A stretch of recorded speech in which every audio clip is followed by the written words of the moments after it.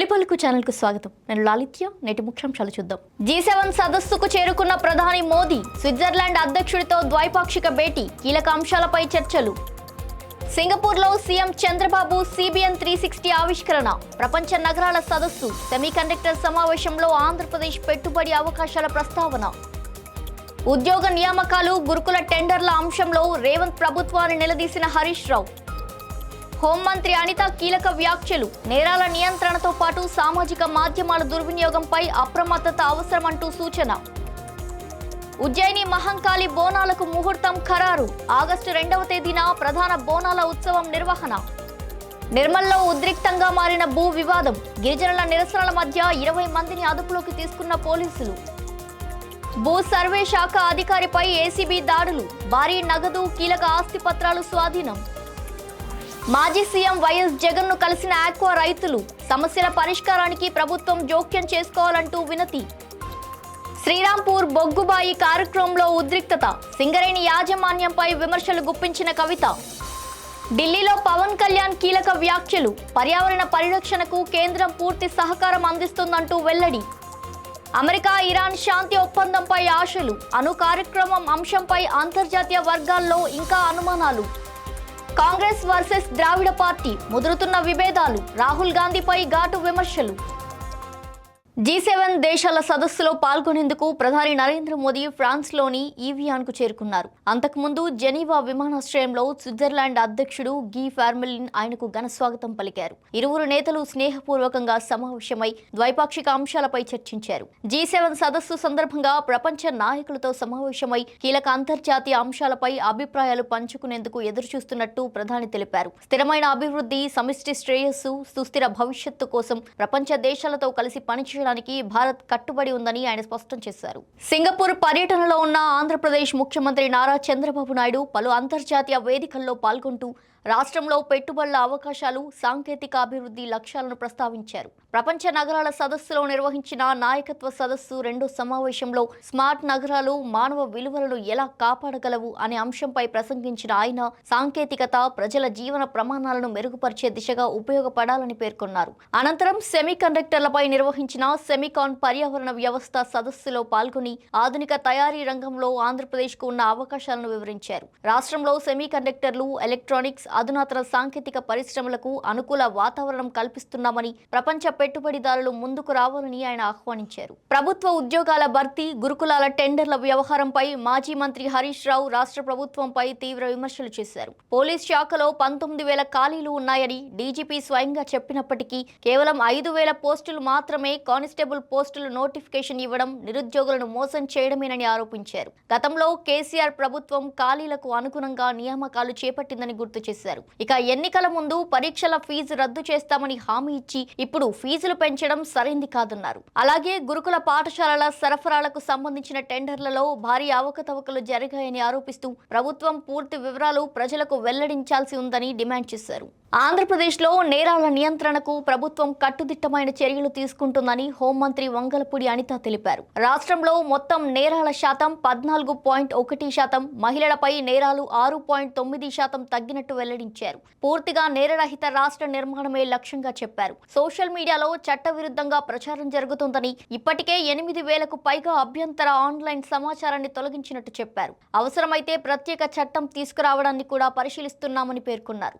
Vijayawada lockup death, మాదక ద్రవ్యాల కేసులపై దర్యాప్తు నివేదిక వచ్చిన తర్వాత చర్యలు తప్పవని స్పష్టం చేశారు. పోలీస్ శాఖ స్వతంత్రంగా విధులు నిర్వర్తిస్తుందని, కేసుల విషయంలో చట్టపరమైన ప్రక్రియని అనుసరిస్తుందని హోంమంత్రి అనిత స్పష్టం చేశారు. తెలంగాణ సంస్కృతి సాంప్రదాయాలకు ప్రతీకగా నిలిచే సికింద్రాబాద్ శ్రీ ఉజ్జయిని మహంకాళి అమ్మవారి ఆషాఢ బోనాల ఉత్సవాలకు ముహూర్తం ఖరారైంది. జూలై 19న సాయంత్రం ఘటోత్సవం, ఎదుర్కోలు కార్యక్రమంతో వేడుకలు ప్రారంభం కానుండగా ఆగస్టు 2వ తేదీన ప్రధాన బోనాల సమర్పణ అత్యంత వైభవంగా నిర్వహించనున్నారు.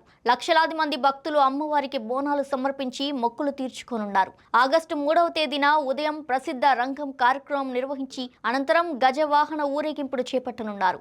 ఉత్సవాల అధికారిక షెడ్యూల్ను ఆలయ అధికారులు ప్రజాప్రతినిధులకు అందజేయగా భక్తులకు ఎలాంటి ఇబ్బందులు కలగకుండా అన్ని ఏర్పాట్లు చేపట్టనున్నట్టు వెల్లడించారు. నిర్మల్ జిల్లా కడెం మండలం మైసంపేట్ పునరావాస గ్రామంలో భూముల కేటాయింపు అంశం ఉద్రిక్తతకు దారితీసింది. వ్యవసాయ భూముల హద్దులు నిర్ణయిస్తూ హద్దు రాళ్లు పాతుతున్న రెవెన్యూ అధికారులను నచ్చన్ ఎల్లాపూర్ గోండుగూడ గిరిజనులు అడ్డుకొని ముందుగా తమ గ్రామ గిరిజనులకు భూములు కేటాయించిన తర్వాతే మైసంపేట్ పునరావాస గ్రామస్తులకు పంపిణీ చేయాలని డిమాండ్ చేశారు. ఆందోళనకు దిగిన సుమారు 20 మంది గిరిజనులను పోలీసులు, అటవీ శాఖ అధికారులు అదుపులోకి తీసుకుని ఇందన్పల్లి అటవీ రేంజ్ కార్యాలయానికి తరలించారు. భారీ పోలీస్ బందోబస్తు మధ్య అధికారులు భూముల వద్ద హద్దు రాళ్లు పాతి పట్టా నెంబర్లు నమోదు చేస్తున్నారు. తాము గతంలో సాగు చేసిన భూములపై తమ హక్కులను గుర్తించి శాశ్వత పరిష్కారం చూపాలని గిరిజనులు ప్రభుత్వాన్ని కోరుతున్నారు. తెలంగాణలో అవినీతి నిరోధక శాఖ మరో కీలక చర్యలు చేపట్టింది. ఆదాయానికి మించిన ఆస్తులు కూడబెట్టారనే ఆరోపణలపై lands and survey deputy director సుంకరి నరహరికి సంబంధించిన నివాసం, కార్యాలయం, బంధువుల ఇల్లు సహా హైదరాబాద్ పరిసరాల్లో 12 ప్రాంతాల్లో ఏకకాలంలో సోదాలు నిర్వహించింది. తనిఖీల సందర్భంగా బెడ్రూమ్లోని మంచం కింద భారీ మొత్తంలో నగదు లభించడంతో పాటు బంగారు ఆభరణాలు, స్థిరాస్తుల పత్రాలు, బ్యాంకు డిపాజిట్లకు సంబంధించిన కీలక ఆధారాలను అధికారులు స్వాధీనం చేసుకున్నారు. హైదరాబాద్తో పాటు రంగారెడ్డి జిల్లాలోని ఆస్తుల వివరాలను కూడా పరిశీలిస్తున్న అధికారులు నరహరి బ్యాంకు ఖాతాలు, పెట్టుబడులు, ఇతర ఆర్థిక లావాదేవీలపై దర్యాప్తు కొనసాగిస్తున్నారు. పూర్తి వివరాలను అవినీతి నిరోధక శాఖ త్వరలోనే అధికారికంగా వెల్లడించనుంది. విజయవాడలోని వైఎస్ఆర్సీపీ కేంద్ర కార్యాలయంలో మాజీ ముఖ్యమంత్రి వైఎస్ జగన్మోహన్ రెడ్డిని ఆక్వా రైతులు కలుసుకుని తమ సమస్యలను వివరించారు.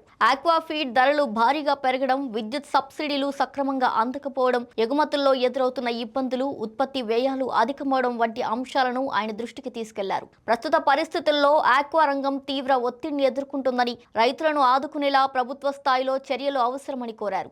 రైతుల అభ్యర్థనలు విన్న జగన్ వారి సమస్యల పరిష్కారానికి తగిన చర్యలు తీసుకునేలా పోరాడతామని హామీ ఇచ్చినట్టు పార్టీ వర్గాలు వెల్లడించాయి. మంచిర్యాల జిల్లా శ్రీరాంపూర్లో తెలంగాణ రక్షణ సేన చేపట్టిన బొగ్గుబాయి కార్యక్రమం ఉద్రిక్త వాతావరణంలో కొనసాగింది. భూగర్భ గని ఆవరణలోకి వెళ్లేందుకు ప్రయత్నించిన పార్టీ అధ్యక్షురాలు కల్వకుంట్ల కవితను పోలీసులు, సింగరేణి సిబ్బంది అడ్డుకోవడంతో స్వల్ప ఉద్రిక్తత నెలకొంది. అనంతరం అనుచరులతో కలిసి గేట్లు దాటి గని ప్రాంతంలోకి ప్రవేశించిన కవిత కార్మికులతో మాట్లాడారు. సింగరేణి యాజమాన్యం కార్మికులకు తాగునీరు, మహిళలకు అవసరమైన సౌకర్యాలు, డిపెండెంట్ ఉద్యోగాలు వంటి అంశాల్లో నిర్లక్ష్యంగా వ్యవహరిస్తుందని ఆరోపించారు. లాభాల పంపిణీ, భూగర్భ గనుల విస్తరణ, కార్మిక సంక్షేమంపై చర్యలు తీసుకోవాలని డిమాండ్ చేశారు. కార్మికులను వేధిస్తే న్యాయపరంగా పోరాడతామని హెచ్చరిస్తూ చేసిన వ్యాఖ్యలు ప్రస్తుతం రాజకీయ వర్గాల్లో హాట్ టాపిక్ గా మారాయి.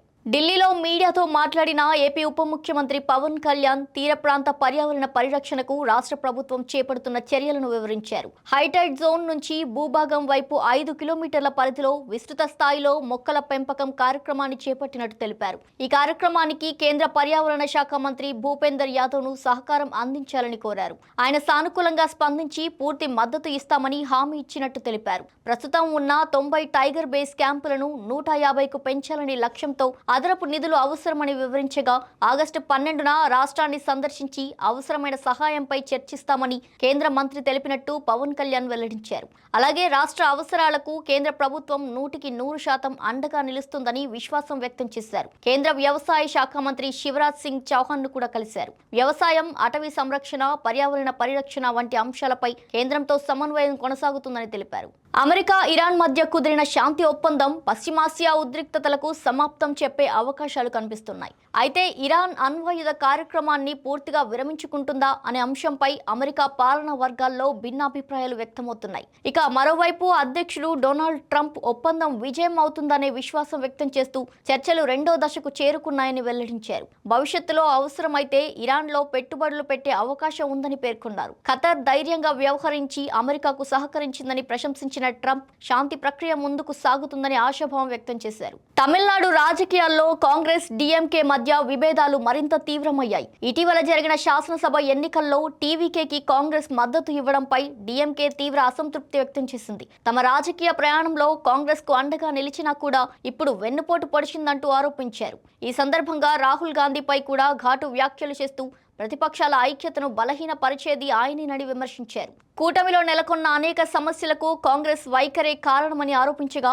ఈ విమర్శలపై కాంగ్రెస్ నుంచి ఇప్పటి వరకు అధికారిక స్పందన వెలువడలేదు. ఇవి వాల్టి బులెటిన్ డీటెయిల్స్. మరో బులెటిన్తో మళ్ళీ కలుద్దాం. చూస్తూనే ఉండండి తొలి పలుకు న్యూస్.